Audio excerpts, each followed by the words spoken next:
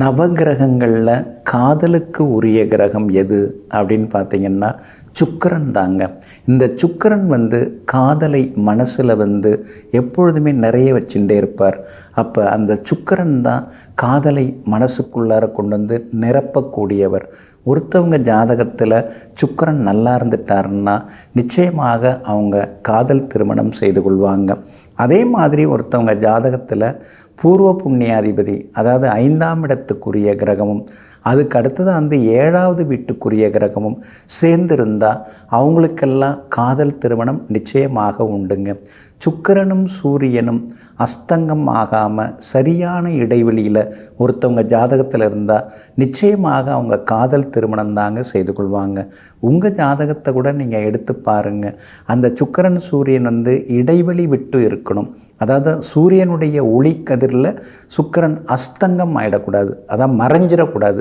அதே மாதிரி வக்ரம் ஆகிடக்கூடாது. அது மாதிரிலாம் இல்லாமல் இருந்தாலே நிச்சயமாக காதலியை கரம் பிடிக்கக்கூடிய ஒரு அற்புதம் நிகழக்கூடிய வாய்ப்புகள் ஜோதிடப்படி உண்டுங்க. இன்னொரு பக்கம் பார்த்திங்கன்னா காதலனுடைய ஜாதகத்தில் சுக்கிரன் எங்கே இருக்குன்னு பார்க்கணும். அந்த சுக்கிரனுக்கு 5வது 7வது 9வது வீட்டில் காதலியின் ஜாதகத்தில் சுக்கிரன் இருந்தால் நிச்சயமாக அவங்க காதல் வெற்றி அடையும்னு சுக்கிர நாடி அப்படிங்கிற நூல் சொல்லுதுங்க. அந்த சுக்கிர நாடி முழுக்க முழுக்க சுக்கிரனுடைய அம்சங்களை பற்றியே அது பேசுகிறது. அதனால் பழைய நூல்களில் இதெல்லாமே சொல்லப்பட்டிருக்கு. காதலை பற்றி எல்லாமே அதிகமாக பேசப்பட்டிருக்குங்க. அதே மாதிரி இப்போ காமம் அப்படின்னு நாம் எடுத்தோம்னா அது செவ்வாயும் சுக்கிரனும் சேர்ந்திருந்தாலோ பார்த்தாலோ அது காமம் ஆகிவிடும். ஆனால் சுக்கிரனும் சூரியனும் சேர்ந்திருந்தால் அது காதல் ஆகிவிடும். இப்போ காதல் ராசிகள், எந்த ராசிக்காரங்க அதிகமாக காதலிப்பாங்க, காதல் வயப்படுவாங்க, காதல் திருமணம் செய்து கொள்வாங்க அப்படின்னு பார்த்திங்கன்னா முக்கியமாக ரிஷபராசிக்காரங்க. ஏன்னா அது சுக்கிரனுடைய ராசியாக இருக்கிறதுனால ரிஷபராசிக்காரர்களுக்கு நிறைய பேருக்கு காதல் திருமணம் உண்டு. அப்புறம் கடகராசி, ஏன்னா சந்திரனுடைய அம்சத்தில் வர்றதுனால அவங்களுக்கு கற்பனையும் உண்டு, காதலும் உண்டு, காதலியை கரம் பிடிக்கக்கூடிய அமைப்பும் உண்டு. அதுக்கடுத்து துலாம் ராசி, கும்ப ராசி, மீனராசி இவங்கெல்லாமே காதல் வயப்படுபவர்களாகவும் காதலிக்கக்கூடியவர்களாகவும் காதலித்தவர்களையே கடிமணம் புரிந்து கொள்பவர்களாகவும் இருப்பாங்க. இன்னொரு பக்கம் பாருங்கள், அதாவது காதல் தோல்வி அடையக்கூடிய ராசிகள் அப்படின்னு சொல்லி பார்த்தீங்கன்னா மேஷ ராசி, அதில் நிறைய பேருக்கு காதல் தோல்வி இருக்கும். விருச்சிக ராசிக்கும் இருக்கும், தனுசு ராசிக்கும் இருக்கும், மகர ராசிக்கும் இருக்கும். ஏதோ ஒரு சூழ்நிலையால் அந்த மாதிரியான நிலைமைகள் உருவாகும்.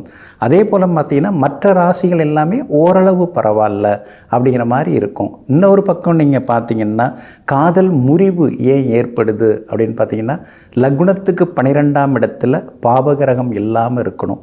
இப்போ லக்னத்துக்கு 12ஆம் இடத்துல சூரியன் இருக்காருன்னு வைங்களேன், அப்பாவுக்காக என் காதலை நான் விட்டு கொடுத்துட்டேன், எங்கள் அப்பாட்ட நான் போய் சொன்னேன், அவர் ஒத்துக்கலை, நமக்கு இதெல்லாம் சரி வராது அப்படின்னு சொல்லிட்டாரு, அதனால் என் காதலை நான் விட்டு கொடுத்துட்டேன் அப்படிம்பாங்க.